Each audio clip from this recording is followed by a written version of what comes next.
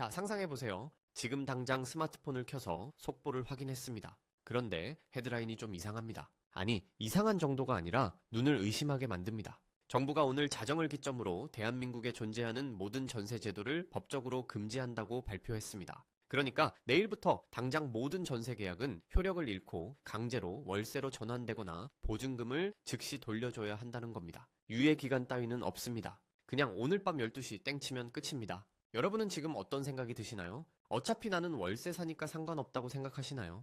아니면 내 집 마련은 꿈도 못 꾸는데 전세라도 있어서 다행이라고 생각했던 분들은 앞이 캄캄해지시나요? 반대로 갭 투자로 집을 5채, 10채씩 사모았던 집주인이라면 아마 지금쯤 심장이 덜컥 내려앉다 못해 바닥을 뚫고 들어갔을 겁니다. 우리는 흔히 전세를 그냥 집을 빌리는 방식 중 하나라고 생각합니다. 월세를 내는 대신 큰 목돈을 맡겨두는 것 뿐이라고 말이죠. 하지만 전세가 사라진다는 건 단순히 주거 방식이 바뀌는 문제가 아닙니다. 이건 대한민국 경제를 지탱하던 혹은 위태롭게 떠받치고 있던 거대한 댐 하나가 붕괴되는 것과 똑같습니다. 오늘 우리는 이 끔찍하지만 흥미로운 시뮬레이션을 통해 우리가 발 딛고 서 있는 이 부동산 시장이 얼마나 기이한 구조 위에 세워져 있는지, 그리고 그 밑바닥에는 어떤 경제적 공포가 도사리고 있는지 아주 적나라하게 파헤쳐 보려 합니다. 만약 전세가 오늘 밤 사라진다면 내일 아침 대한민국은 어떤 모습일까요? 미리 말씀드리지만 이건 단순한 혼란 정도가 아닙니다. 1997년 IMF 외환위기, 2008년 금융위기를 합친 것보다 더 피부에 와닿는, 어쩌면 단군 이래 최대의 경제적 재앙이 시작되는 첫날일지도 모릅니다. 준비되셨나요? 그럼 이 소름 돋는 가상의 시나리오 속으로 함께 들어가 보시죠. 가장 먼저 벌어질 일은 너무나 명확합니다. 바로 돈, 즉 유동성의 증발입니다. 전세제도의 본질을 냉정하게 한번 뜯어봅시다. 외국인 친구에게 전세제도를 설명해 보신 적 있으신가요? 그 친구들이 뭐라고 하던가요? 100이면 100 이해를 못합니다. 아니, 집주인이 자선사업가도 아니고 왜 남의 돈을 받아서 이자도 없이 몇억 원짜리 집을 빌려주냐고 묻죠. 반대로 세입자한테는 너는 뭘 믿고 생판남인 집주인한테 네 전 재산인 5억, 10억을 턱하니 맡기냐고, 미쳤냐고 합니다. 맞습니다. 금융의 관점에서 보면 전세는 집을 빌리는 임대차 계약이 아닙니다. 이건 개인과 개인 사이에서 벌어지는 거대한 사금융, 즉 사적인 대출 거래입니다. 집주인 입장에서 전세 보증금은 세입자에게 빌린 무이자 빚입니다. 세입자 입장에서 전셋집은 집주인에게 돈을 빌려주고 그 이자를 받는 대신 집 사용권을 받은 담보물인 셈이죠. 그런데 오늘 밤 자정부로 전세가 금지된다면 무슨 일이 벌어질까요? 집주인은 세입자에게 빌렸던 그 거대한 빚, 보증금을 당장 갚아야 합니다. 자, 여기서 대한민국의 아픈 손가락이 드러납니다. 우리나라 집주인들 중에 그 보증금을 고스란히 은행에 넣어두고 세입자가 나갈 때 웃으면서 바로 꺼내줄 수 있는 사람이 과연 몇 명이나 될까요? 장담컨대 거의 없습니다. 대부분의 집주인은 그 돈을 받아서 다른 빚을 갚았거나 생활비로 썼거나 아니면 가장 흔한 경우로 그 돈을 끼고 또 다른 집을 샀을 겁니다. 이게 바로 우리가 흔히 말하는 갭 투자죠. 내 돈 1억에 전세 4억을 끼고 5억짜리 집을 사는 겁니다. 즉, 집주인의 자산 대부분은 건물이란 콘크리트 덩어리에 묶여 있고 현금은 한 푼도 없다는 뜻입니다. 자정이 지났습니다. 세입자들은 짐을 싸서 나가겠다고 아우성입니다. 내 보증금 5억 돌려주세요. 월세로 살기 싫으니까 다른 나라로 가든 부모님 집으로 가든 할 테니 내 돈 내놓으세요. 라고 합니다. 집주인은 발을 동동 구릅니다. 통장 잔고는 비어 있습니다. 은행으로 달려가 봅니다. 집 담보로 대출 좀 해주세요. 하지만 은행도 난색을 표합니다. 전세가 사라지면 집값이 폭락할 게 뻔한데 폭락할 자산을 담보로 누가 돈을 빌려주겠습니까? 게다가 이미 DSR이니 뭐니 해서 대출 규제는 꽉 막혀 있습니다.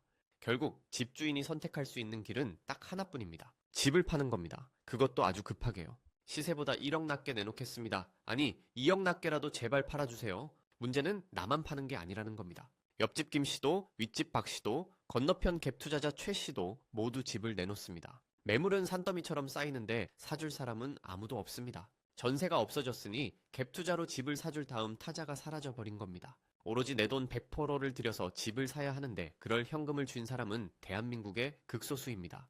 부동산 시장에는 투매가 시작됩니다. 어제 10억 하던 아파트가 아침에 7억이 되고 점심 먹고 오니 5억이 되어 있습니다. 저녁에는 4억에도 안 팔립니다. 집값이 반토막, 아니 3분의 1 토막이 나는 건 순식간입니다. 우리는 흔히 부동산 불패 신화를 이야기하지만 그 신화는 전세라는 지렛대가 집값을 떠받치고 있었기 때문에 가능했던 겁니다. 그 지렛대가 부러지는 순간 집값의 자유낙하는 중력 가속도를 무시할 정도로 빠르게 일어날 겁니다. 자, 그럼 집 없는 분들은 잘 됐네. 집값 폭락하면 나도 줍줍해서 내 집 마련하면 되겠네 라고 생각하실 수도 있습니다.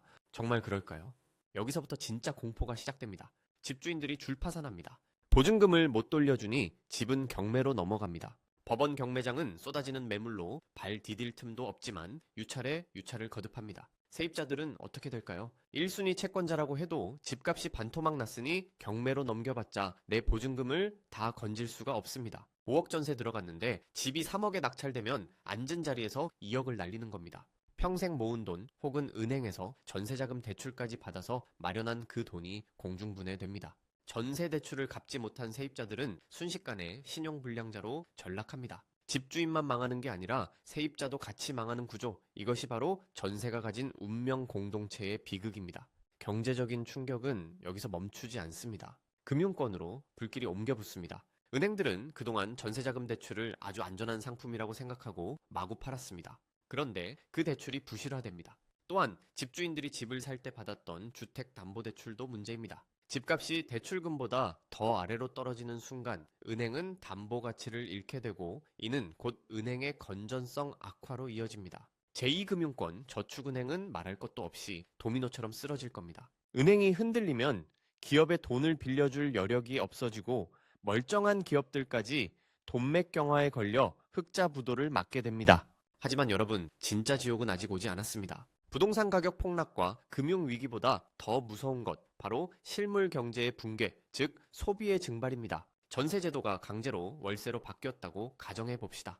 한국의 전세 보증금 규모는 조 단위를 넘어 경 단위에 육박한다는 추산도 있습니다. 이 막대한 돈이 집주인에게 무이자로 빌려준 상태였는데 이제 세입자들은 매달 월세라는 현금을 지불해야 합니다. 예를 들어 서울의 국평 아파트 34평 전세가 8억 정도 한다고 칩시다. 이게 월세로 바뀌면 보증금 1억에 월세 300만 원 혹은 그 이상을 내야 할 수도 있습니다. 자, 평범한 직장인이 월급 받아서 300만 원, 400만 원을 월세로 내야 한다고 상상해 보십시오. 4인 가족 생활비, 아이들 학원비, 식비 다 쓰고 남은 돈으로 저축을 하던 시절은 끝났습니다. 월급의 절반, 아니 그 이상이 고스란히 집주인 주머니로 들어갑니다. 가처분 소득, 그러니까 내가 마음대로 쓸 수 있는 돈이 영원에 수렴하게 됩니다. 사람들은 지갑을 닫습니다. 아니, 닫는 게 아니라 꿰매버려야 할 판입니다. 주말에 외식하던 치킨 끊어야 합니다. 스타벅스 커피, 믹스커피로 바뀝니다. 새 옷, 새 차 여행, 꿈도 못 꿉니다. 내수 시장이 얼어붙습니다. 자영업자들은 손님이 없어 문을 닫습니다. 식당, 카페, 미용실, 학원들이 줄줄이 폐업합니다. 자영업자가 망하면 그들에게 물건을 대던 도매상, 공장도 망합니다. 실업자가 쏟아져 나옵니다. 실업자가 된 그들은 또다시 소비를 줄입니다.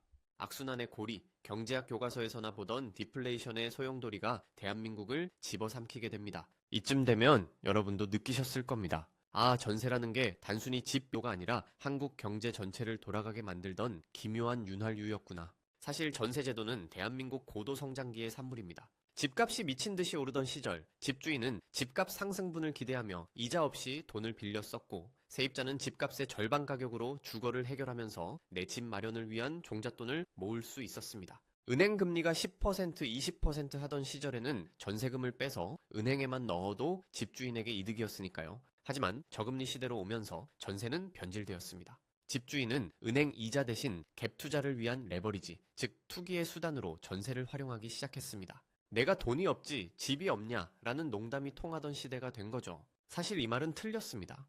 돈이 없으면 집을 못 사는 게 정상입니다. 하지만 전세라는 제도가 돈이 없어도 집을 살 수 있게 만들어준 겁니다. 우리는 이 거대한 빚의 탑 위에 살고 있습니다. 외국인들이 한국 부동산 시장을 보며 크레이지라고 외치는 이유가 바로 여기에 있습니다. 세계 어디에도 없는 사적인 부채로 지탱되는 수천조 원짜리 시장. 만약 전세가 오늘 밤 사라진다면 우리는 뼈저리게 깨닫게 될 겁니다. 우리의 아파트 가격이 얼마나 큰 거품 위에 서 있었는지 말이죠. 물론 전세가 사라지면 장기적으로는 집값이 소득 수준에 맞게 정상화되고 갭 투자라는 투기 방식이 사라져 시장이 투명해질 수도 있습니다. 선진국처럼 월세 중심의 안정적인 임대차 시장이 자리 잡을 수도 있겠죠. 하지만 그 정상화로 가는 과정에서 치러야 할 대가는 너무나 혹독합니다. 수많은 가정이 파산하고 은행이 무너지고 내수 경제가 초토화되는 과정을 견뎌낼 수 있는 체력이 지금 우리에게 있을까요? 이 가상의 시나리오는 다행히 현실이 아닙니다. 내일 아침에도 전세는 존재할 것이고 갭 투자도 여전할 겁니다. 하지만 최근 벌어지고 있는 전세 사기 사건들, 역전세난, 깡통 전세 이슈들을 보면 오늘 우리가 상상했던 이 디스토피아의 예고편을 보고 있는 것 같은 서늘함을 지울 수가 없습니다. 정부가 인위적으로 금지하지 않아도 시장의 신뢰가 무너지는 순간 전세는 자연스럽게 소멸할지도 모릅니다. 금리가 오르고 집값이 떨어지면 세입자들은 더 이상 자신의 목돈을 위험한 집주인에게 맡기려 하지 않을 테니까요. 이미 시장에서는 반전세나 월세 비중이 급격히 늘어나고 있습니다. 어쩌면 우리는 아주 느린 속도로 진행되는 전세의 종말을 이미 겪고 있는 중인지도 모릅니다. 여러분의 전세 보증금은 안녕하십니까? 그리고 우리가 살고 있는 이 부동산이라는 성은 단단한 반석 위에 지어진 걸까요? 아니면 빚이라는 모래 위에 지어진 사상 누각일까요? 오늘 밤 잠들기 전에 한 번쯤 곰곰이 생각해 보셨으면 좋겠습니다.